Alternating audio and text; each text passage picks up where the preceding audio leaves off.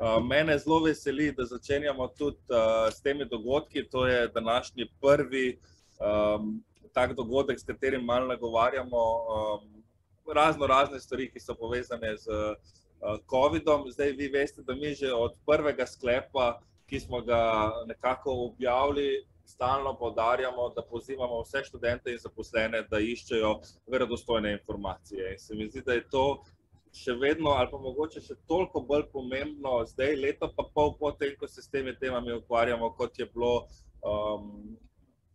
marca 2020 oziroma ob samem začetku. In mislim, da verjetno ni boljše osebe, kot je profesor dr. Ihan, da nam malo pojasni in razloži neke dileme, ki se nam pojavljajo okoli samega cepljenja. Zdaj, če govorimo o cepljenju kot tako, še malo voda, mene zelo veseli, da na univerzi zaenkrat podatki kažejo, da je precepljenost kar visoka, precej višja kot je populacije v Sloveniji. Če vzamemo celotne zaposlene, smo na skoraj 3/4, ko pa pogledamo naše visokošolske učitelje, predavatelje, smo na preko 80%. Tako da to je neka številka, s katero smo lahko zadovoljni. Obstajajo pa še vedno skupine, ki verjamem, da imajo pomisleke in bojo oziroma strahove in si želijo izvedeti več dodatnih informacij. In zato potem tudi začenjamo z samimi temi podatki. Upamo pa, da bodo tudi študenti sledili temu zgledu. Tako da, kot rečeno, jaz sem zelo vesel, da se je profesor dr. Alojz Ihan odzval našemu povabilu, da je danes tukaj z nami. On je zaposlen kot redni profesor medicinske mikrobiologije in imunologije na Medicinski fakulteti Univerze v Ljubljani in vsekakor uživa tisti ugled in zaupanje oseb, da lahko rečemo, da je zagotovo najbolj verodostojna oseba za podajanje informacij na nek razumljiv način vsem nam. Tako da jaz bi ga kar povabil k besedi in hvala lepa. Ja, torej hvala za povabilo, lep pozdrav na Primorsko. Torej, moj namen je dati nekaj čisto osnovnih informacij o bolezni COVID in pa seveda več konkretnih informacij pa številk v zvezi z cepljenjem. Torej, COVID smo spoznali v začetku leta 2020. Pojavil se je sicer nekaj prej v kitajskem mestu Wuhan.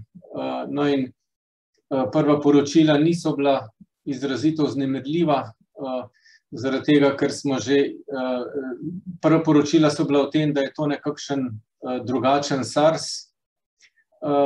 SARS smo si zapomnili iz leta 2004 kot sicer izjemno resno okužbo, ki je tudi na začetku sprožila veliko paniko, namreč v veliki meri je povzročal težko pljučnico z smrtjo in pa širil se je preko dihal in to je recept za film katastrofe v svetovnem smislu.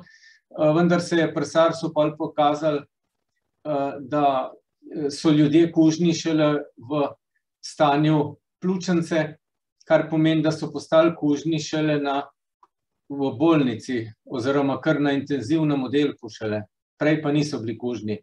In zaradi tega se nam je zdelo, da je tudi ta SARS-CoV-2 verjetno kaj podobnega in se nam je zdelo bolj zanimiv mikrobiologom, ne pa alarmantno. Ampak potem se je pa pokazalo, da je ta SARS-CoV-2 kombinacija prehladnih koronavirusov, ki so zelo kužni in to kužni tudi v stanju, ko še nimamo kliničnih znakov, in pa kombinacija SARS-a, kar pomeni, da lahko povzroča težko pljučnico in pa smrt. In to pa je seveda recept za svetovno katastrofo. No in če se vrnem na koronaviruse, koronavirusi so RNA virusi, ki imajo ovojnico in tale korona, po kateri so dobili ime, to so pravzaprav proteini bodice S, kot jih imenujemo. To so proteini, s katerimi se virus prime naših epitelijskih celic. In ker so ti proteini na koncu kijasto oblikovani, potem taka elektronska mikroskopska slika tazga virusa lepo pokaže virus in pa to korono, se pravi te proteine, ki štrlijo ven iz virusa.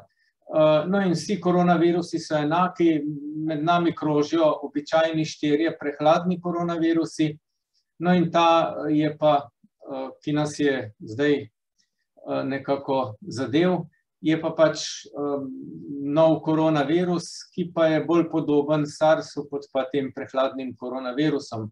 Zdaj, okužba se zgodi, ko se te koronce, ko se ti koronavirusi primejo s temi proteini bodice S na receptorje epitelijskih celic, AC2 receptori so to, no in razporeditev teh receptorjev, to je slika, se pravi, to je slika narejena z barvilom za te receptorje. Vidimo, da je teh receptorjev največ v nosno-žrelni sluznici, to je najbolj rdeče, nekaj jih je na jeziku, ampak zelo malo, in pa seveda v spodnjih dihalih, v bronhih je teh receptorjev spet zelo veliko. In to je tam, kjer se potem ta virus prime.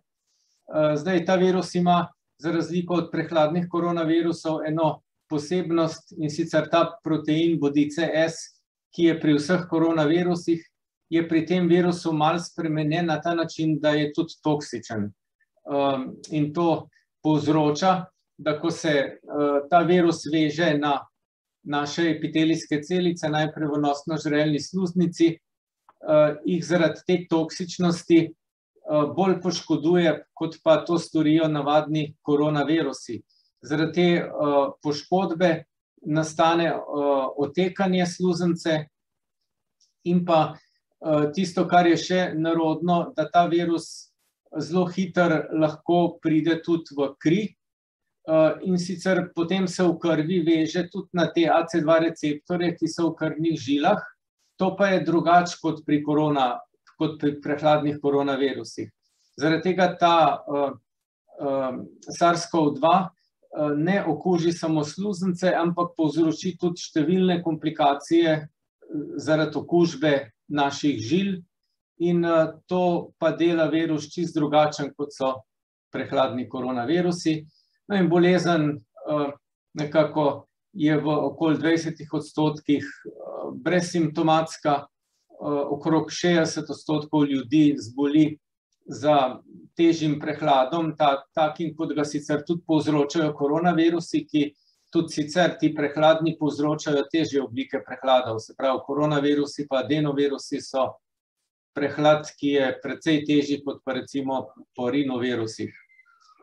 No in potem 20% ljudi ima težji potek, med temi potem 5% potrebuje dihalno podporo, umre pa med 0,2 do 1,5% ljudi, kar je močno odvisno od starostne strukture populacije. Klinična slika je v prvem tednu taka kot pri koronavirusnem prehladu, se pravi vročina, kašelj, utrujenost, težje dihanje, posebnost so motnje vonja pa okusa, ki jih nimamo pri koronavirusnem prehladu. Potem pa konec prvega tedna sledi izboljšanje, če je naš imunski sistem zadosti hiter, da začne v tem času že proizvajati protitelesa. Če pa ni zadosti hiter, kar je predvsem pri starejših ljudeh, pa sledi napredovanje teh koronavirusov v kri in pa potem v pljuča in sledi potem tisti drugi del bolezni, ki je bistveno težji kot pa ta prvi del. Zdaj, zdravi se z podpornim zdravljenjem večinoma, pri tistih, pri katerih pa virus pride v kri pa pljuča, tam pa se potem uporabljajo protivnetna zdravila zaradi tega, ker virus povzroči preveliko vnetje in to vnetje potem povzroči zalivanje pljuč in seveda vse tiste znake, ki jih imamo pri SARS-CoV-2 oziroma pri COVID-u. Potem do neke mere se uporabljajo tudi specifična zdravila, vendar niso se izkazala večinoma za zelo uspešna. Remdesivir kot inhibitor se ni zelo izkazal, še manj se je izkazala plazma prebolevnikov, nekako se to že zelo redko dela, ker pač ne pomaga, oziroma bi jo verjetno mogli prej dajati, ampak takrat pa še ni jasno, ali jo je treba dajati. Regeneron je zdravilo, ki je narejeno na osnovi protiteles in se zadnje čase tudi daje. Potem zapleti, zelo pogosti zapleti so vnetje srčne mišice, potem odpoved ledvic, jeter, prizadetost osrednjega živčevja, tromboze, trombembolije in pa pogosto je treba na zdravljenje v intenzivno enoto.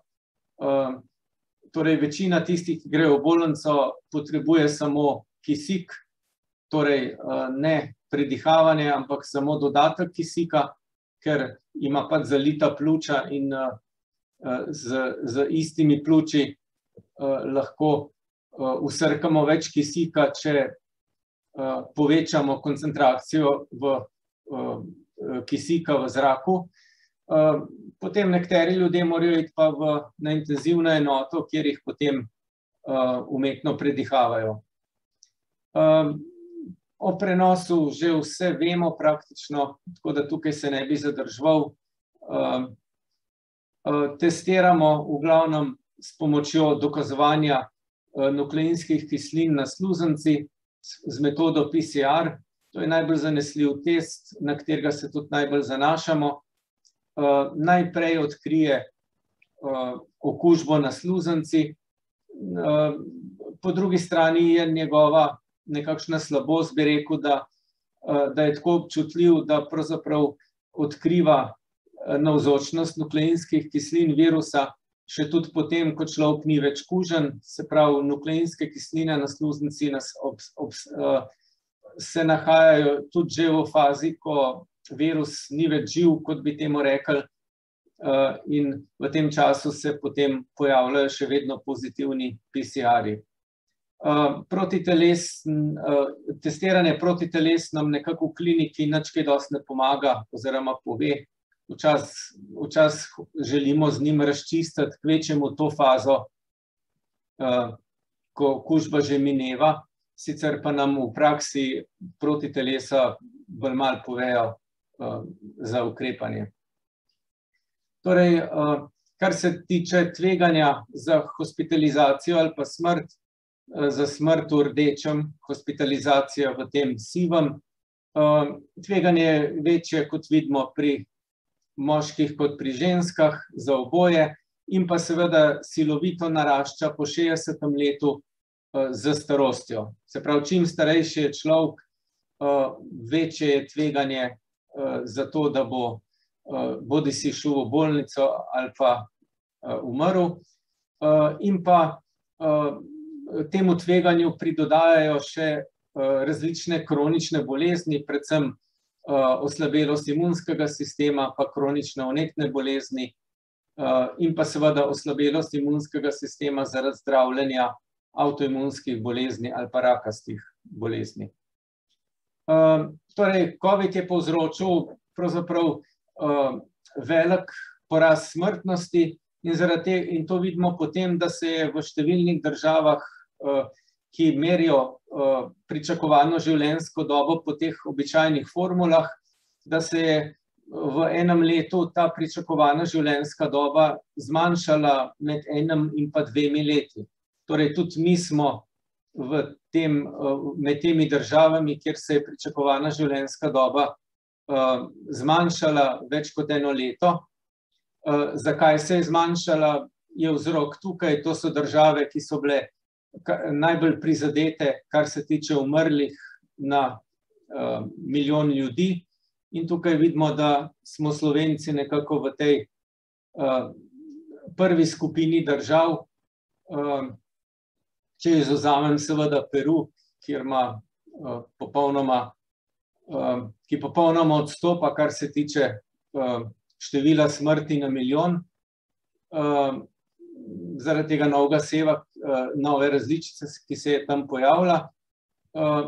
Potem vidimo, da smo v skupini držav, ki so pravzaprav balkansko-vzhodnoevropske, ki so dale največji davek, in pa nekaterih južnoameriških držav, ki so se pa srečale s tisto novo gama različico. In pa seveda ob Združenih državah in ob Italiji, ki je bila najprej prizadeta. No in odločilno za končanje epidemije pa je, koliko cepljenih je nad 50, zlasti pa nad 60 let. In tudi tukaj vidimo, da smo v skupini držav, ki so imele že na začetku največjo smrtnost. Se pravi, na nek način smo se v fazi, ko ni bilo cepiv, razmeroma najslabše obnesli, kar se tiče zadrževanja virusa. In tudi zdaj, pravzaprav, ko so na voljo cepiva, nekako nadaljujemo to tradicijo v skupini teh balkanskih in pa vzhodnoevropskih držav, ki so se najslabše obnesle in pri zadrževanju virusa in pri cepljenju. Tako da nas to pač nekako skrbi, ta naša zemljepisna lega. No, zakaj so tako velike razlike v teži bolezni? Se pravi, nekateri ljudje sploh ne zbolijo, drugi umrejo. Tisto, kar je zelo važno, je infektivni odmerek virusa. Torej, če dobimo veliko virusa naenkrat, takrat, ko zbolimo, potem se nam okuži velik del sluznice in seveda to daje priložnost virusu, da se hitrejše razseje v kri. Potem najpomembnejša lastnost je imunska neodzivnost v starosti, kar imenujemo imunosenescenca. Zelo važno je fiziološko stanje sluznice. Proti virusu nas v epitelijskih celicah sluznice ščiti interferonski 1 odziv in ta je zelo dober pri mladih ljudeh. In pa zelo dober je, če na sluznico dobimo razmeroma malo virusa. Če dobimo na sluznico veliko virusa, potem ima virus inhibitorje, ki zavrejo ta interferon 1 odziv in zaradi tega potem taka sluznica se na virus ne odziva zaščitno in to potem pospeši napredovanje bolezni. Zelo važen je tudi T-celični spominski odziv, ki je navzkrižen na druge viruse. Namreč zelo kmalu so opazili, da nekateri ljudje ne zbolijo zato, ker so prejšnjo sezono zboleli za prehladnimi koronavirusi. In se je ustvaril T-celični odziv proti prehladnim koronavirusom in te limfociti so navzkrižno ščitili tudi proti novemu koronavirusu. Kot sem omenil, starost, najpomembnejši dejavnik. Vsak človek ima limfocite, ki zmorejo določeno število razmnoževanj v življenju, in če imamo v življenju veliko vnetij, ki potrebujejo razmnoževanje limfocitov, potem ta naš bonus porabimo hitrejš in po tistem imamo imunski sistem razmeroma star, čeprav smo še lahko razmeroma mladi. Ali pa obratno, torej ta biološka starost imunskega sistema ni enaka kot starost v letih, seveda pa, če pogledamo celo populacijo, potem korelira biološka starost imunskega sistema in pa seveda starost v letih, drugače ne more biti.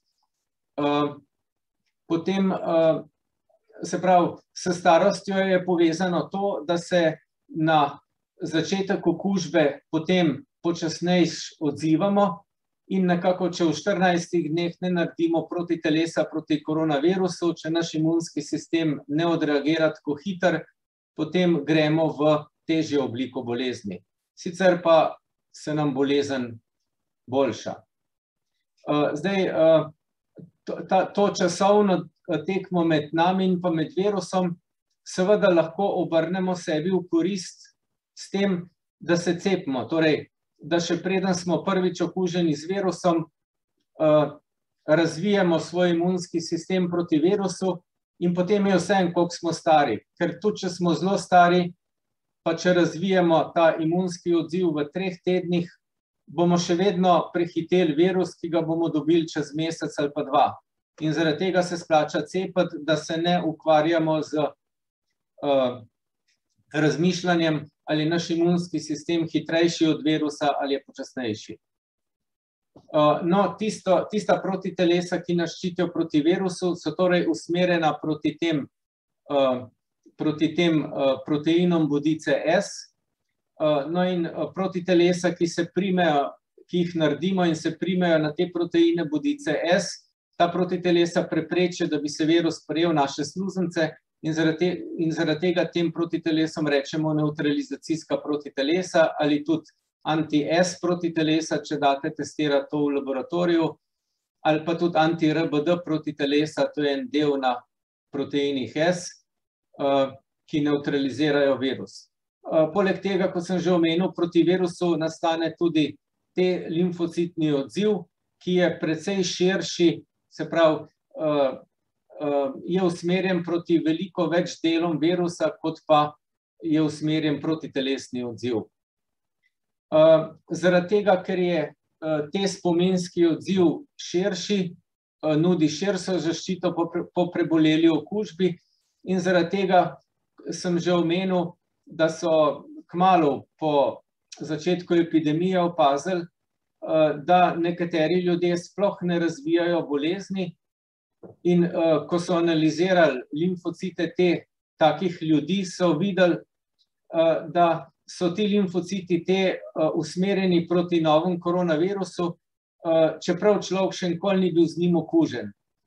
In seveda, to so bili limfociti ki so se naredili v obrambo proti prehladnim koronavirusom iz prejšnje sezone in zaradi tega so ščitili ljudi tudi, ko so se okužili z novim koronavirusom. In taki ljudje sploh ne zbolijo, ker so že zaščiteni z prehladnimi koronavirusi. No, tisto glavno zaščito pred okužbo, pred tem, da bi virus naselil našo sluznico, pa torej dajejo ta anti-RBD ali anti-S protitelesa. No in tukaj vidimo koncentracijo teh protiteles, vsaka pikca je en človek, koncentracijo teh protiteles, ki nastane po cepljenju, in pa koncentracijo teh protiteles, ki nastane po preboleli okužbi. In iz tega takoj vidimo, glede na to, da je ta skala logaritemska, da po cepljenju nastane bistveno več protiteles kot po okužbi. S tem, da je nastanek protiteles po okužbi zelo različen. Torej pri ljudeh, ki prebolevajo blago bolezen, protitelesa mnogokrat sploh ne nastanejo. Čim težjo obliko bolezni prebolevamo, tam več protiteles nastane, ampak tudi v optimalnem, se pravi tudi takrat, ko nastane maksimalno protiteles, je to še vedno vsaj 10-krat manj kot po cepljenju. Zaradi tega je seveda cepljenje najbolj optimalen način za pridobivanje teh zaščitnih protiteles. Tukaj vidimo podobno sliko, to je cepljenje z Pfizerjem in tukaj vidimo ljudi, ki se še niso cepili niti preboleli okužbo, to so ljudje modro, ki so preboleli okužbo, to je pa potem prvo cepljenje, drugo cepljenje in tukaj vidimo, da nastane bistveno več protiteles kot pri ljudeh, ki so preboleli okužbo in nekako po pol leta koncentracija teh protiteles pade na nivo kot pri ljudeh, ki so ravno preboleli okužbo. Se pravi, če se cepimo s Pfizerjem, imamo pol leta vsaj več protiteles, kot pa je pri ljudeh, ki so preboleli okužbo. Če se cepimo z Astro, na primer, imamo po 2 cepljenjih približno toliko protiteles, kot je pri ljudeh, ki so preboleli okužbo. Tukaj je torej še enkrat iz enega drugega članka nekaj podobnega, se pravi, to so ženske pa moški, ki so preboleli okužbo, to so pa ženske pa moški, ki so se cepili. Se pravi, spet isti vzorc, bistveno več protiteles, če se cepimo. To pa so različna cepiva, se pravi Johnson, Pfizer, Moderna. Načeloma Moderna ustvari največ protiteles, zelo kmalu za Moderno je Pfizer, medtem ko vektorska cepiva ustvarijo manj protiteles. No, vendar vemo, da tudi prebolela okužba pravzaprav dobro ščiti pred boleznijo. To je analiza okužb v Italiji po enem letu. Se pravi, sledili so 1579 prebolevnikov eno leto, pa 13.496 neokuženih. In potem po enem letu so videli, da se prebolevniki redko ponovno okužijo, čeprav se 1 na 316 se je ponovno okužil, medtem ko neokuženi so se pa v istem času okužili 1 na 25. Se pravi, razlika je več kot 10-kratna med prebolevniki pa okuženi v tem, kako so izpostavljeni okužbi. Se pravi, to so že okuženi, to so tisti, ki niso bili prej okuženi. Podobno je tudi ena zanimiva študija bila v enem vojaškem kampu ameriške vojske, kjer so na vojaških vajah je prišla okužba in se je zelo velik del marincev okužil in so seveda hoteli najti razliko med tistimi, ki so se okužili in med tistimi, ki se niso okužili, in potem so našli marince, ki so bili že prej okuženi, pa so se ponovno okužili in potem so našli, da to, zakaj so se nekateri prebolevniki ponovno okužili, je pravzaprav odvisno od tega, kakšen nivo teh anti-RBD protiteles so imeli. Prebolevniki, ki so imeli visok titer teh anti-RBD protiteles, se v tem kampusu niso ponovno okužili. Se pravi, nivo teh protiteles je važen, odloča o tem, ali se bomo ponovno okužili. In tukaj so različna cepiva, spet Moderna, Pfizer in tako naprej. In seveda vsako cepivo nam ustvari protitelesa in nas vrže na nek nivo protiteles, potem pa protitelesa približno enakomerno, ne glede na to, s čem smo cepljeni ali pa če smo okuženi, enakomerno padajo naslednjega pol leta in pač odvisen je na začeten nivo protiteles, ki ga ustvarimo. Kar pomeni, da če hočemo biti dalj časa varni pred okužbo, si moramo pač ustvariti višji nivo protiteles. Najvišje nivoje protiteles si lahko ljudje ustvarimo na ta način, če smo okuženi, pa se potem z enim odmerkom cepimo. V tem primeru nastane ogromna količina protiteles in obratno je tudi. Če se cepimo, pa se potem okužimo z virusom, recimo po 4 mesecih ali po pol leta, ko se že lahko okužimo, tudi razvijamo ogromno količino protiteles, ki nas potem ščiti zelo dolgo pred okužbo, zato ker je ta začeten nivo zelo velik. Se pravi, 2 recepta sta za,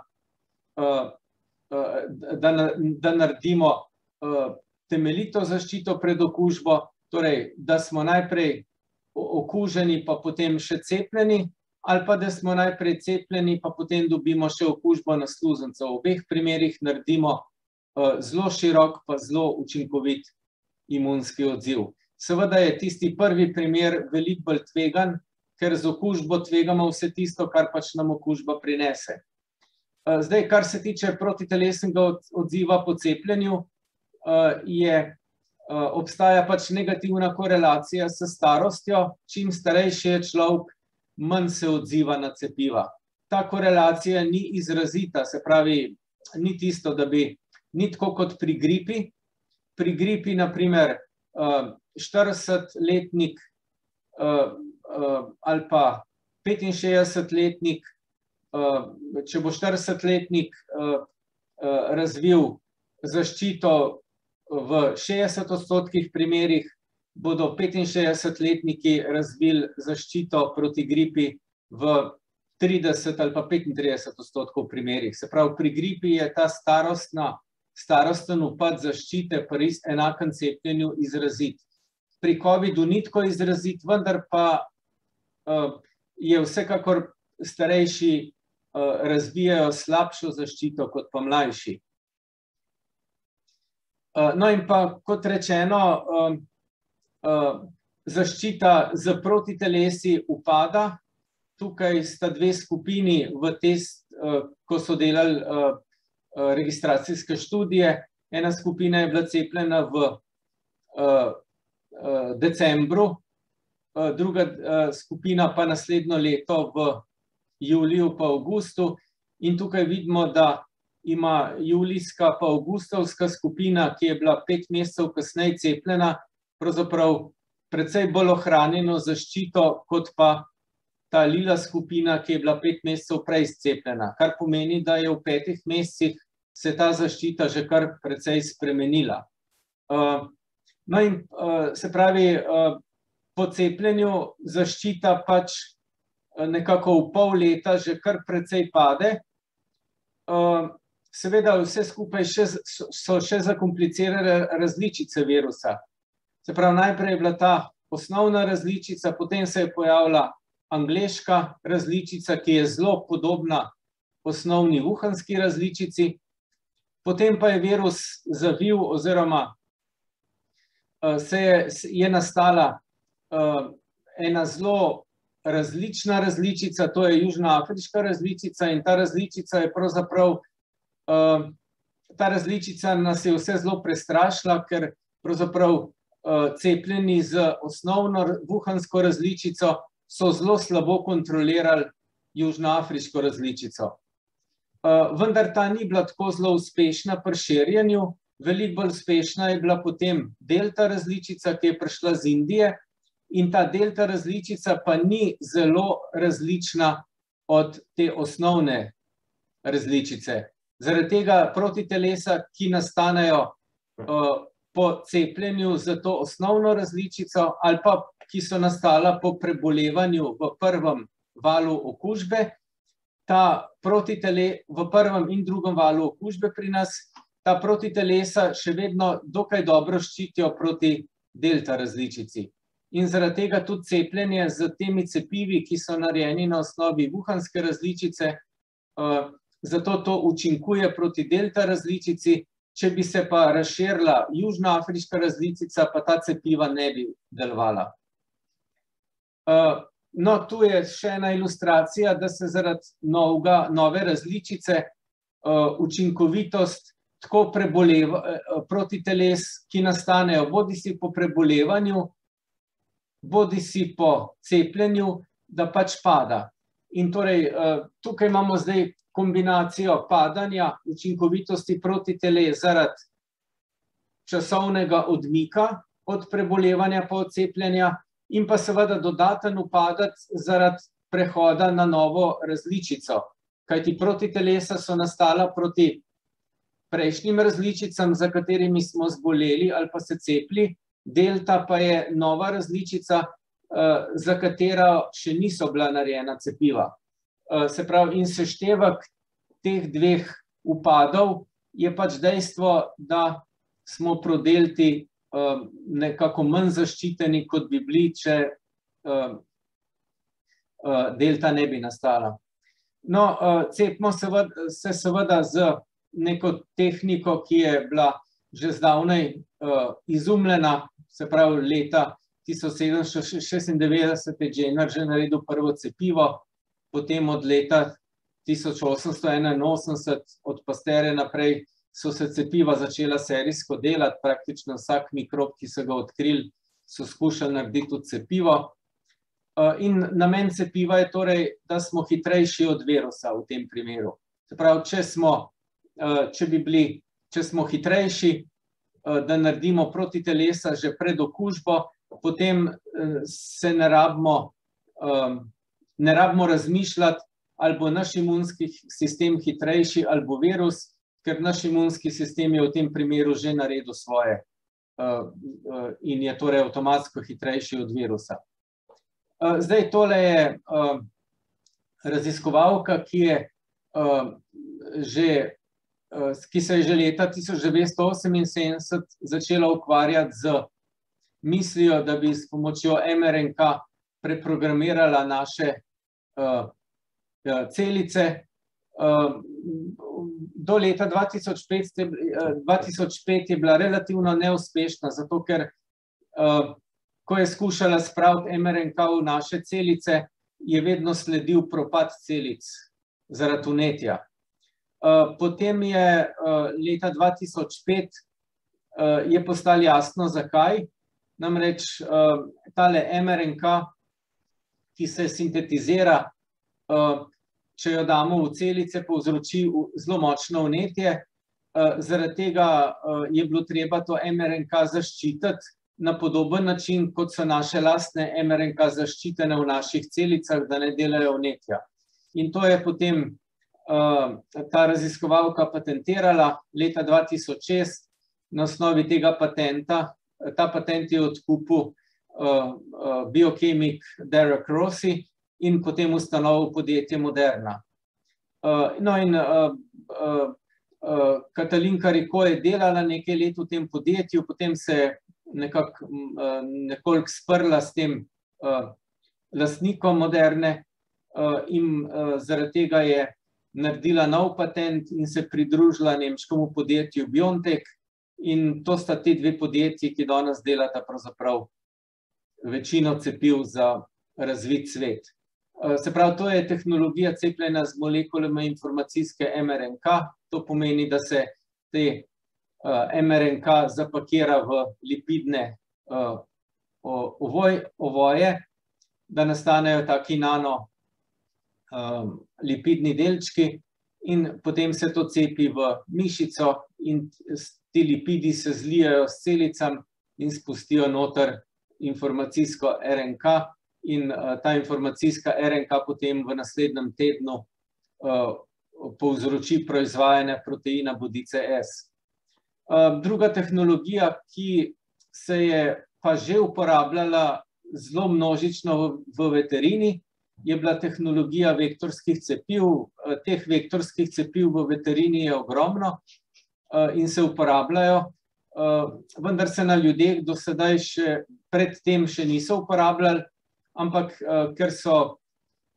ker je postalo očitno, da bo treba proizvesti milijarde odmerkov cepiv, so stare tehnologije prepočasne za tako veliko produkcijo, zato so se torej že vnaprej je bilo jasno, da je perspektivna samo ta tehnologija z molekulami mRNK, zaradi tega, ker je to čista biokemija, torej to je biokemijska sinteza, ki ne vključuje nikakršnega gojenja virusov.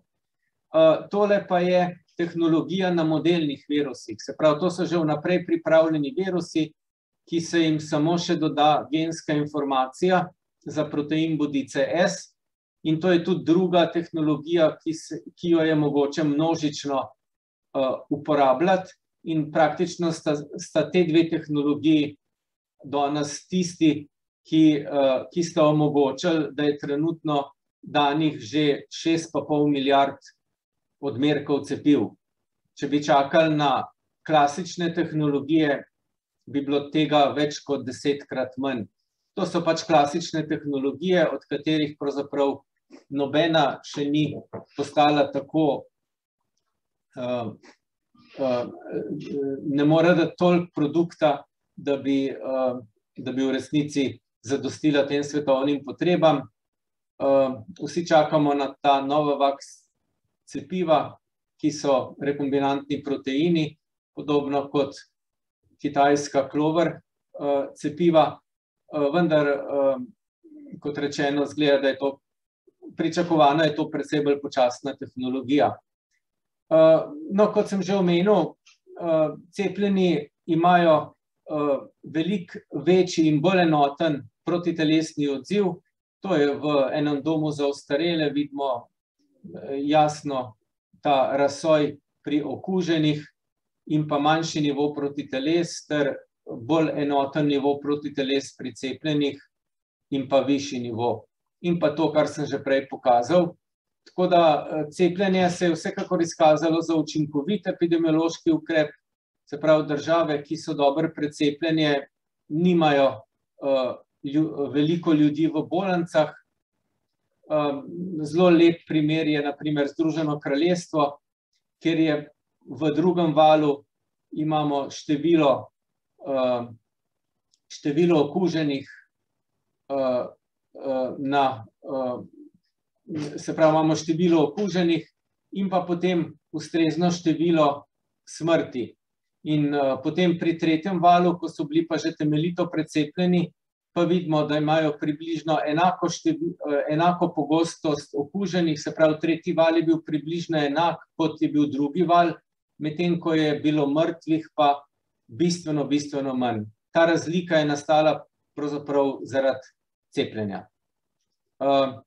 No in potem so tu še bolj natančne en lep članek iz Kanade, iz Alberte, kjer imajo dvakrat več ljudi kot mi.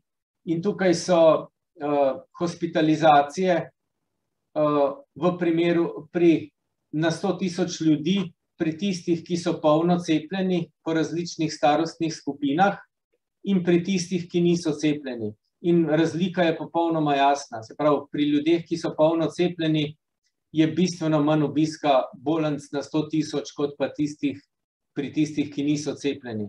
Enako je za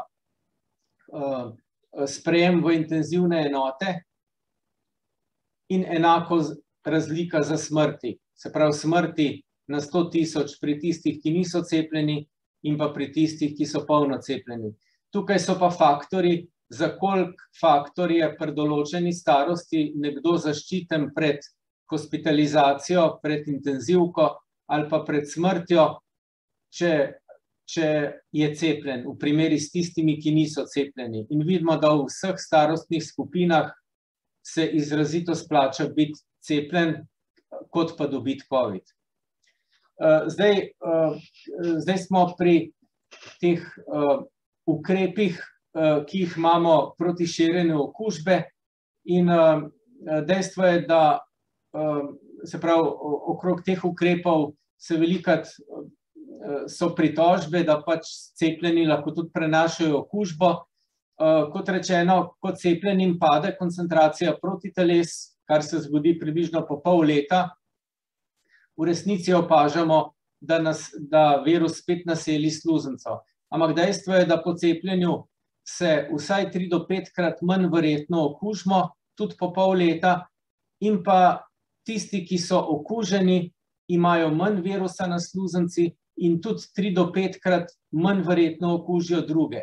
Se pravi, 3 do 5-krat manj verjetno je, da se okužimo, in tudi tisti, ki se okužijo, 3 do 5-krat manj verjetno okužijo druge. In če oboje pomnožimo, vidimo, da vendarle cepljeni so tisti, ki potem lahko ustavijo epidemijo, oziroma če nas je večina cepljenih, lahko ustavimo epidemijo. To je pa pač članek, ki je to zelo natančno epidemiološko pregledal, ker so pregledali med 150.000 ljudmi, se pravi, so pregledali 150.000 kontaktov od 100.000 okuženih in so vsak kontakt izmerili, kakšen je bil kontakt, kako pogosto so se okužili, in so številke zelo prepričljive. Omenil bi še tole študijo, se pravi, na 6,5 milijona cepljenih nad 65 let.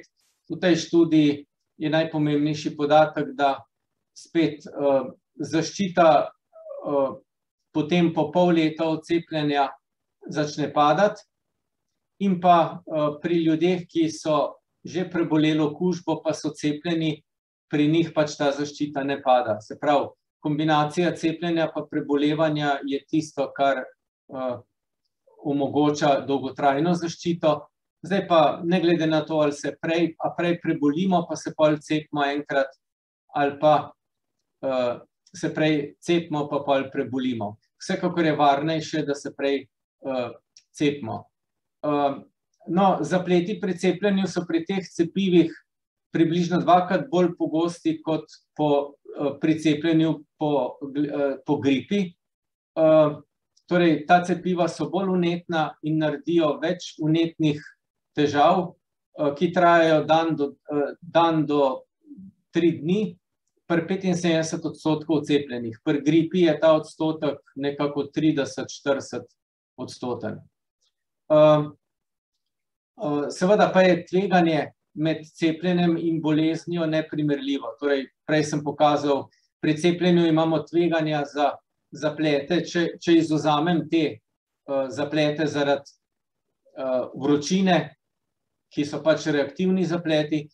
Če vzamem resnejše zaplete, je po cepljenju so ti zapleti v pogostnosti tam 1 na 100.000 do 1 na 10.000. Medtem ko so pri bolezni zapleti, pa pravzaprav se merijo, hudi zapleti se merijo v odstotkih, pri malo starejših pa v desetinah odstotkov. Se pravi, tukaj je čisto druga dimenzija zapletov po bolezni ali pa po cepljenju. Seveda te neželene dogodke prijavljamo, zdaj skupno število opravljenih cepljenj, tole je bilo to zadnje poročilo, zdaj je že okrog 2 milijona, število prijav neželenih učinkov je tam okrog 8.000. Potem, ko se te učinke prefiltrira, se najde tiste, ki so resnejši in so povezani verjetno s cepljenjem, teh je okoli 170. Za vsako cepivo imamo posebej, se pravi število cepljenj in pa število vseh teh neželenih učinkov. Največ je seveda tega pri Pfizerju, ker je pač daleč, smo največ cepljen z njim. In potem, ko se te neželene učinke zbere, vidimo, da imamo na primer 9 miokarditisov do zdaj, se pravi vneti srčne mišice, da imamo enega po cepljenju z Moderno, enega po cepljenju z AstraZeneco, ostalih 7 pa po Pfizerju. Potem to so neželeni učinki z področja nevrologije, teh je zaenkrat 5, pa neželeni učinki z področja težjih alergičnih posledic, se pravi, bodi si, da gre za anafilaksijo ali pa za težji alergičen odziv, teh je zaenkrat 6. In pa imamo seveda neželene učinke z področja tromboz, se pravi, ki jih povzročajo vektorska cepiva, to so tromboze z trombocitopenijo, te imamo zaenkrat 4, od tega sta bile 2 smrti. No in če gremo na ta tveganja, se pravi, imamo dodatno tveganje pri vektorskih cepivih, tako imenovan VIT, se pravi trombocitopenija pa tromboza, nekako 1 do 2 zapleta se pojavljata na 100.000 cepljenj. Nekako mehanizem se zdaj že ve, to so protitelesa, ki se vežejo na trombocite, so bila znana tudi prej kot protitelesa, ki so zapletala zdravljenje z heparinom. Ta protitelesa so usmerjena proti temu receptorju na trombocitih. Ta receptor ima funkcijo, da čisti naše žile pred mikrobnimi delčki, zato se veže na kompleksne sladkorje. Heparin je tudi kompleksen sladkor in pa seveda tudi virusi pa bakterije imajo na sebi kompleksne sladkorje in okrog 5% ljudi ima že naravno ta protitelesa, ki so največkrat posledica kroničnih bakterijskih okužb, recimo po parodontalni bolezni. No in če se človek z temi protitelesi cepi in ob cepljenju nastane še veliko heparina iz mastocitov, to so celice, ki delajo heparin, potem lahko nastane ta zaplet. Kot rečeno, je zelo redek. Seveda je pa resen zaplet. Zaradi tega je tudi bilo narejenih veliko preračunov, kdaj je ta zaplet preresen, da bi cepili. Dejstvo je, da vektorska cepiva so večinska cepiva danes v svetu. Torej, od 6,5 milijarde odmerkov je večina odmerkov z vektorskimi cepivi. In pravzaprav samo razviti svet, se pravi bogat del sveta, to je Evropa pa Združene države, si v resnici lahko privošči predvsem mRNK cepiva, ostali del sveta je danes na vektorskih cepivih. In seveda vsi preračuni kažejo, da je bistveno boljš cepiti z vektorskimi cepivi, kot pa tvegati veliko večje učinke COVID-a. Tukaj so nekakšni ti preračuni in ti preračuni kažejo, da če računamo na možnost teh resnih zapletov in na drugi strani na možnost, da pristanemo v intenzivni enoti, kar nekako sovpada z težo, potem vidimo, da nekako do 30. leta je nekako to izenačeno, po 30. letu pa se ne glede na te zaplete izrazito splača cepiti, tudi z vektorskimi cepivi. Potem dodatno tveganje cepiv za mRNK je srčno vnetje pa alergija. Alergija na začetku izgledala, da bo problem, ampak zdaj se je izkazalo, da praktično ni problema z to alergijo. Medtem ko vnetje srca pa je zaplet, ki se pojavi 1 do 2 na 100 tisoč cepljenj, to je približno podobno kot vid, ne? Vendar je velika razlika v teži zapleta. Se pravi, vid ogroža življenje, se pravi, v Sloveniji smo imeli od 4 primerov 2 smrtna, medtem ko vnetja srca potekajo blago. Se pravi, to je eno dosti blago vnetje, oteklina srčne mišice. Vseh 9 zapletov se je dobro izteklo v Sloveniji in tudi v svetu je smrt zaradi tazga zapleta pravzaprav zelo redka. Tale zaplet se običajno pojavi po drugem odmerku cepljenja z mRNK, se pravi prvi odmerek običajno ni zapleta, drugi odmerek, če je zaplet, se pojavi najbolj pogosto pri moških do 50 let starosti in pri ženskah do 25 let starosti. Se pravi, moški nad 50 let in ženske nad 25 let praktično nimajo nič več zapletov, kot so normalno v populaciji. Se pravi, skupina, ki je ogrožena zaradi tega zapleta, so torej moški do 30. leta starosti, kjer je 3 do 5 primerov na 100 tisoč odmerkov teh zapletov. Kot rečeno, ti zapleti so prehodni. Gre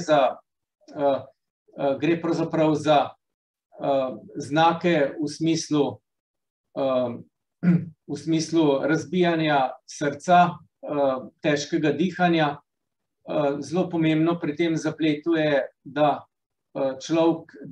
ljudje vejo, da to je, da grejo na pregled, da niso potem fizično aktivni, zaradi tega, ker srce, ki je oteklo, ne zmore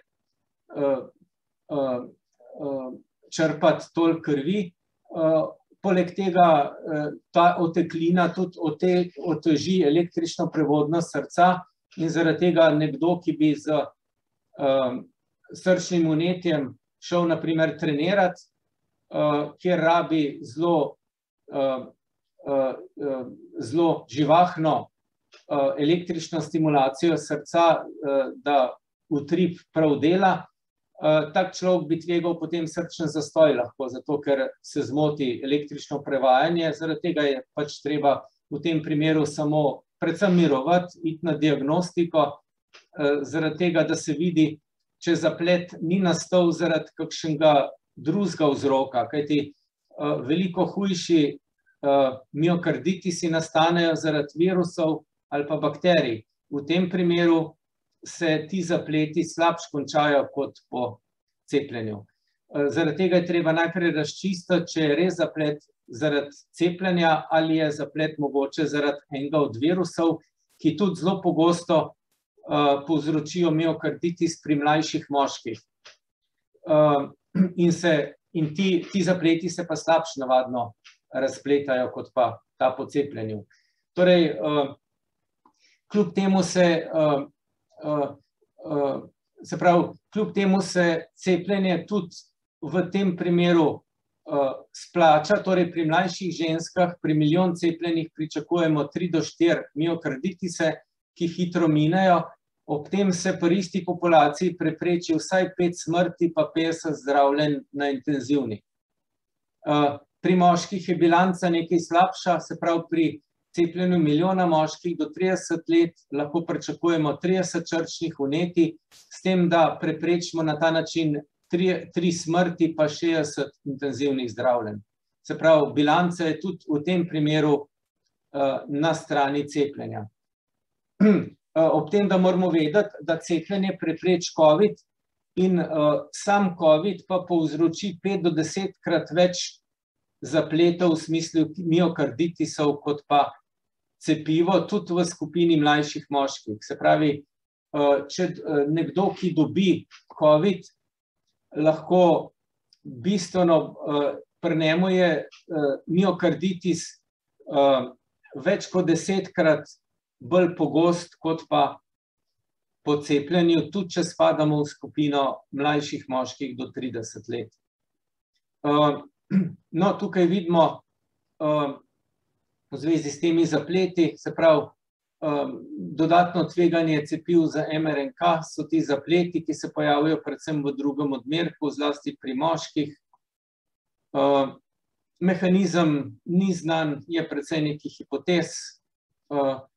No in v zvezi s tem bodo pač morda pri sestavi cepiv mRNK v bodočnosti kaj spremenili, da teh zapletov ne bo toliko. V vsakem primeru pa torej vsi zapleti, ko jih enkrat sporejamo s COVID-om, so malenkost v primeri s tem, kaj povzroči COVID. Hvala, to je to, kar sem imel. Hvala lepa za to izčrpno in natančno predstavitev. Tako zdaj čas za vprašanja, tako da lahko si vključite mikrofon ali pa zapišete na Zoom ali pa na YouTube kanal, pa bom potem posredovala vprašanje. Jaz bi imela eno vprašanje, Elizabeta Cirenštajn. Lahko kar postavim? Ja. Torej, zanimajo me zapleti pri cepljenju z mRNK, sprašujem zaradi sina, ki je prebolevnik in spada v skupino teh mlajših moških. Kolikor ni bilo nekih zapletov v zvezi z miokarditisom pri okužbi z virusom, ali lahko pričakujem, da potem tudi ne bo zapletov pri cepljenju? Ni to še jasno. Na tem se dela veliko študij, ampak ni jasno. Nas vse zanima. Hvala. Vsekakor pa ne po prvem niso opazili. Se pravi, tudi zaradi tega se pri mlajših moških oziroma pri teh 17-18-letnikih v Angliji odločajo pravzaprav za en sam odmerek mRNK. Zdaj, pri prebolevniku je itak samo en odmerek smiselen. Ne, če je več kot 9 mesecev, potem se še vedno 2 aplicirata, ne? Aha, je več kot 9 mesecev, jaz mislim, da je tisto. A bojo kdaj prebolevniki kako drugače glede cepljenja tretirani v primerjavi z tistimi, ki še niso bili v stiku z virusom? Recimo, da bi bil samo en odmerek dovolj? Verjetno. Zdaj do 9 mesecev verjetno bo šlo na 12, ampak težko rečem, kdaj. Hvala. Če lahko mogoče vprašam, profesor Han, hvala lepa, da ste pri nas in da imamo to priložnost, da vas v živo vprašamo. Mene pa zanima, kaj je s tem poživitvenim odmerkom. Mi smo bili tista skupina, vsaj jaz osebno, ki se je veselo cepila, ko je bila dana učiteljem možnost AstraZeneca. Zdaj pa se pojavlja seveda ta poživitveni odmerek in ta je iz neke druge skupine, torej z Pfizerjem. Kaj menite o tem? Ne, absolutno se priporoča Pfizerja. Sploh po Astri ali pa po Janssenu se priporoča mRNK, ker naredi bistveno več protiteles, kot bi bilo poživljanje z originalnim. Tako da sploh za Janssen so zadnje čase članki, da je čisto nesmiselno, da delajo poživitveni odmerek, ker zdaj ga Janssen registrira, ker mRNK cepivo na Janssen veliko bolj naredi odziv kot pa Janssen na Janssen. To se pravi, ni problem, če se te različni tehnologiji, brekelj, cepiv... Ne, ni problem. Gre samo za to, da se eno cepljenje izvede z isto tehnologijo. Ampak to drugo cepljenje je pa popolnoma vseeno, ker to tudi sicer do zdaj pri cepljenih, saj ko ste cepljen za klopa, nimate pojma, kaj boste naslednji cepljeni, s katerim proizvajalcem, pa se o tem sploh ne sprašujemo, ker vemo, da ni važno. Ok, lahko še to nekaj povprašam, upam, da ne jemljem vsem besedo. Kaj pa letošnje cepljenje proti gripi? Oziroma, če si lansko leto bil vseeno cepljen, pa ste rekli, da te kot preboleli predhodni prehladni virusi dobro vplivajo na zviševanje odpornosti, imunosti. To pomeni cepljenje tudi lansko leto, je smiselno letos ali ne? Ja, letos verjetno, mislim, nobeni, da bi res znal napovedati, kaj bo z gripo, ne? Je tako kot pri vremenu, ali bo hladna zima, ali bo manj hladna zima, rečeš lahko karkoli, gotovo pa nisi, ne? Zdaj, se pravi, lansko leto smo bili skoraj prepričani, da ne bo gripe, ker je bilo jasno, kakšne ukrepe imamo. Letos smo precej bolj nekako, precej več nas meni, da gripa bo, ne. Zdaj cepljenje je mogoče v kakršnem koli kombinaciji z temi poživitvenimi odmerki, celo istočasno, ni nobenih kontraindikacij, ker so vsa mrtva cepiva. Kar se pa tega cepiva tiče, v principu bo enako letos, kot je bilo lansko leto, ne. Zdaj, težko je reči, da vam ne bi koristili, če ste se lansko leto, ne. Recimo, pri nas pač na inštitutu gremo praktično vsi tako na poživitvenega kot na gripo, ne. Zdaj, tisti, ki smo malo starejši, pa še na pnevmokoka. Hvala lepa. Tukaj je bilo zapisano vprašanje, koliko časa po drugem cepljenju z mRNK se pričakuje zaplete? Ja, po drugem cepljenju znotraj enega tedna. Po prvem cepljenju znotraj 3 tednov, zelo sporadično, ampak teh zapletov je malo po prvem cepljenju. Po drugem cepljenju pa so praktično vsi v enem tednu, zato ker očitno nastane nek odziv po prvem cepljenju, ki se po drugem samo še usuje, kar se vnetja tiče. Hvala. Pa še eno vprašanje. Nekako ste skozi predavanje že na to vprašanje sicer odgovorili, tako da mogoče lahko zdaj samo še na kratko povzamete. Kako je to mogoče, da je pač prebolevnica bila januarja 2-krat cepljena za AstraZeneco julija in zdaj je ponovno zbolela? Ja, tega je pa veliko. Torej, zbolevanje po cepljenju, tako imenovana breakthrough okužba, to po pol leta od cepljenja ni nobena posebnost več, ne, ker enostavno protitelesa padajo, sploh če je Astra, ki naredi še bistveno manj protiteles kot Pfizer ali pa Moderna, je to dokaj pričakovano in tudi na nek način je, bom rekel, celo zaželeno, no. Na nek način smo, se pravi, to je tisti proces endemizacije epidemije.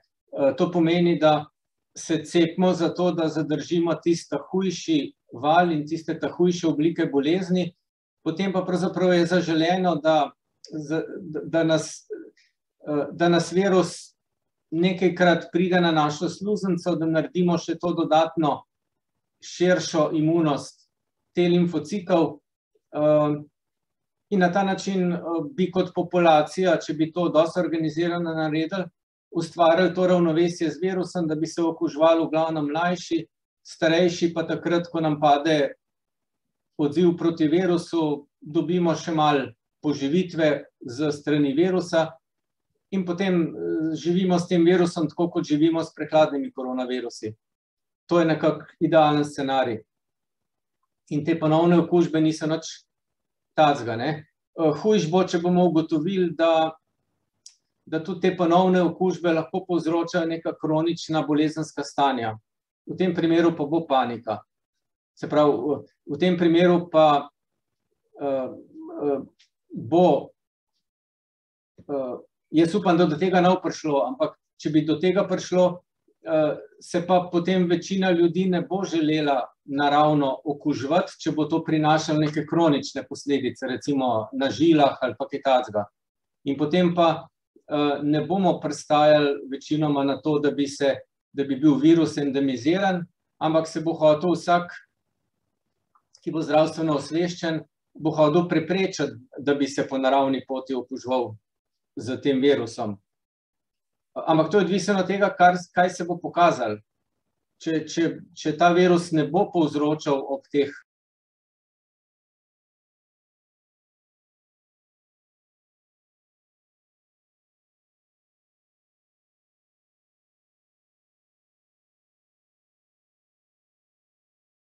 Najlepša hvala za odgovor.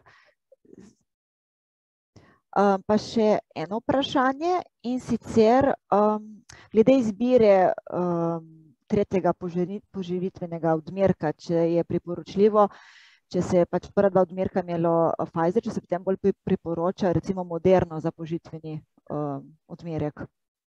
Nekega bistvenega razloga za to ni. Nekateri grejo v to, ampak mislim, da ni, da je Pfizer čisto v redu. Meni osebno se zdi Pfizer tako dobro odmerjeno cepivo, se pravi teh Moderna ima 3-krat več mRNK, zaradi tega je mogoče tudi, da povzroča pri mladih nekaj več miokarditisa, ker je ta nastanek tega vnetja verjetno povezan s količino mRNK v cepivu. Ampak, kot rečeno, meni se zdi Pfizer popolnoma dosti optimalna varianta za booster. Hvala. Še kakšno vprašanje morda? Jaz bi še vprašala, če lahko. Najlepša hvala, dr. Ihan, za zanimivo predavanje najprej. Mene zanima za prebolevnike cepljene z eno dozo AstraZeneca. Kdaj se potem svetuje poživitveni odmerek? Po mojem ne več to sezono, ker odvisen ga je bilo prebolevništvo, ampak če je prebolevnik... V januarju recimo. Januarja... Cepljenje pa maja, ja. Cepljenje maja, to sezono mislim, da ni potrebno več. Dobro, hvala. Še eno vprašanje, bilo zapisano na YouTubu, in sicer sprašuje za svojo mamo, ki je imela možgansko kap in tudi bivši onkološki bolnik, katero cepivo bi se ji priporočalo? Mislim, da mRNK cepivo vsekakor. Zaradi tega boljšega. Zaradi tega, ker naredi več protiteles. Najlepša hvala. Še eno vprašanje. In sicer zanima jih vaše stališče do cepljenja mlajših mladostnikov do 15 let. Mislite, to, kar naj bi bilo šele? Verjetno, ja.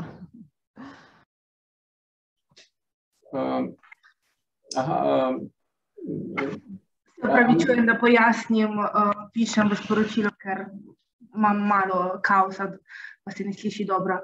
Me zanima, med 12 pa 15 let sem slišala različna stališča stroke glede do cepljenja teh otrok mladostnikov, pa me zanima vaše stališče. Koliko vem, je uveljavljeno sedaj od 12 let, da se lahko cepijo. Pri stališčih je tako, da težko človek, to niso osebna mnenja, stališča so stališča, to pomeni, to je tisto, kar je napisano na strani NIJZ, in v principu se ta cepljenja priporoča, pediatri to pravzaprav, ki so v glavnem oblikovali ta stališča, nekako to priporočajo z ozirom na tveganja, ki so pri prebolevanju teh okužb, kajti tudi pri tej populaciji je 5 do 6 krat več miokarditisov, se pravi teh vnetij, ki kot rečeno ne potekajo zelo nevarno. Je 5 do 6 krat več teh vnetij po covidu kot pa po cepljenju. Zdaj seveda se bo pokazal v tem drugi polovici leta, se pravi že zdaj, se bo sigurno pojavilo vprašanje tudi med pediatri, da je toliko in toliko teh otrok pravzaprav že prebolela, ne? Kaj pa pri njih, ne? Ampak kot rečeno, nekih študij, ki bi na to odgovarjali, še ni. Kajti tisti, ki je prebolel, je pravzaprav varen. Nima od cepljenja pravzaprav nobene koristi, ne? Govorite samo o otrocih v tem primeru? O otrocih govorim, ja. Aha, to je pa zanimiv podatek, ker starši teh otrok smo zelo precepo, sploh prebolevnikov, kaj narediti, ne? Tehtamo koristi in morebitne stranske učinke. Se reče, vse o tem težko zavzeti stališče o stvarih, o katerih se ne ve tako specifično, ne? Se pravi, če gledamo celotno populacijo, se splača otrok od 12 naprej. Študij, ki bi pa gledale, ki bi pa ločevale prebolevnike od tistih, pa a jim dati en odmerek ali jim dati 2 odmerka, teh študij pa še ni. Bodo najbrž v 2-3 mesecih, ampak zaenkrat jih še ni. Najlepša hvala. Pa še eno vprašanje glede prebolevnikov in PCT pogoja. Sicer, zakaj se v okviru tega pogoja tretira, da prebolevniki izpolnjujejo pogoje samo do 6 mesecev? Ja, to je sicer epidemiološko vprašanje. Se pravi, PCT pogoji to niso klinično vprašanje, to so epidemiološko vprašanje. Epidemiologi razmišljajo drugače. Epidemiologi razmišljajo, oni so zdravniki za populacijo, se pravi, kaj na nivoju populacije deluje, se pravi, kateri najbolj preprost ukrep deluje maksimalno. Tako se razmišlja v epidemiologiji. In zdaj, to, da je človek zaščiten kot prebolevnik, da je dobro zaščiten pred boleznijo, to ni kontradiktorno temu, ker jaz sem lahko zaščiten pred boleznijo, ampak še vedno pa, ko mi padajo protitelesa že po 2 ali pa 3 mesecih, še vedno lahko naselim virus, pa ga prenašam naprej. Se pravi, epidemiološko, jaz sem varen kot pred svojo boleznijo. Nisem pa epidemiološko varen, zato ker ko mi protitelesa padajo in pri prebolevanju zelo hitro padajo protitelesa in tudi so zelo nepredvidljiva, sem pa epidemiološko pravzaprav lahko prenašalec. Se pravi, jaz ne bom zbolel, ampak prenašalec sem pa lahko. In zaradi tega je pri PCT-ju se favorizira C, tudi med drugim, ker pri C-ju vemo, nastanejo visoka protitelesa in v 6 mesecih je malo verjetno, da bom prenašal naprej bolezen. Pri prebolevanju nastane zelo različno protiteles pri ljudeh in sami sicer ne bodo zboleli, ker imajo te celice, ampak virus pa lahko naselijo na sluznico, pa ga naprej prenesejo. Se pravi, PCT je pa epidemiološki ukrep, ni vaš osebni ukrep. Epidemiologa ne zanima, ali boste vi zboleli, ampak ga zanima, ali boste prenesli okužbo naprej. To mislim, da se premalo razume. Torej, z vidika osebnega se prebolevniki niti ne bi rabili cepiti, če bi živeli izolirano na samotnem otoku, mislim. Ja, tako kot zdaj kažejo te statistike, prebolevniki razmeroma malkrat pristanejo v bolnici. Zdaj, če gledamo statistike, koliko ljudi je dvakrat pozitivnih, potem to ni več tako zelo, ne? Kar precej ljudi najdemo, ki so v razmiku več kot enega meseca pozitivni, pa potem spet pozitivni čez 3 mesece.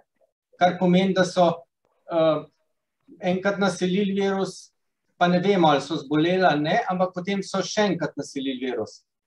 Se pravi, tisti ljudje ga prenašajo naprej. Ampak dejstvo pa je, da ti ljudje v bolnici pa ne pristanejo. Kar pomeni, za sebe so dobro zaščiteni, ampak PCR imajo pa lahko večkrat pozitiven vmes.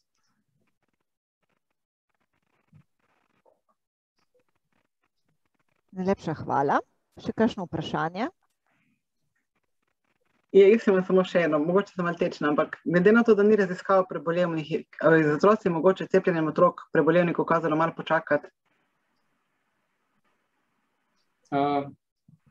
Kaj ste rekli? Zdaj se bo razumel.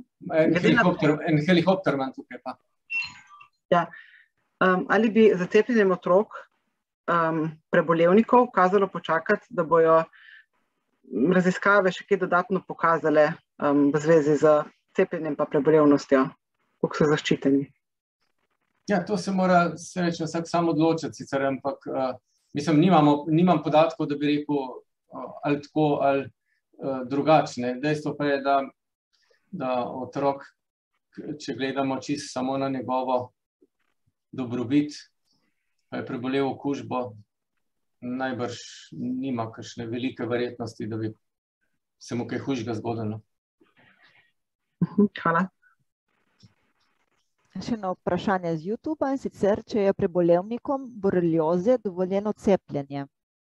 Ni nobenega razloga, da ne. To je čist druga zadeva.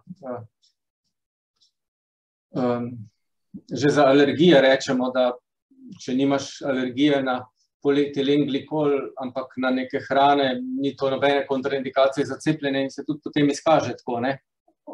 Precej teh hudih alergikov se cepi na Golniku pod nadzorom, ampak še noben, ki smo ga zdravniki ocenili kot mogoče, da je malo bolj rizičen, še noben ni mu potem po cepljenju nekega izbruha alergije.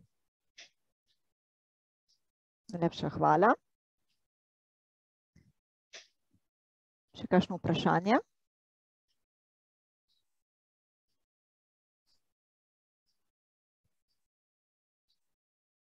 Sicer se je veliko tudi zahvalilo za vašo nazorno predstavitev. Tudi tukaj sprašujejo za ponovni ogled, tako da bomo ta posnetek shranili in posredovali, v bistvu preko YouTube kanala bo ostal shranjen ta posnetek, ko se lahko ga ponovno ogledate oziroma delite s tistimi, ki niso utegnili danes vsega nas poslušati. Tako da še enkrat hvala za krasno predavanje v imenu Univerze na Primorskem in tako. Dobro, hvala vam. Tako, hvala lepa, nasvidenje.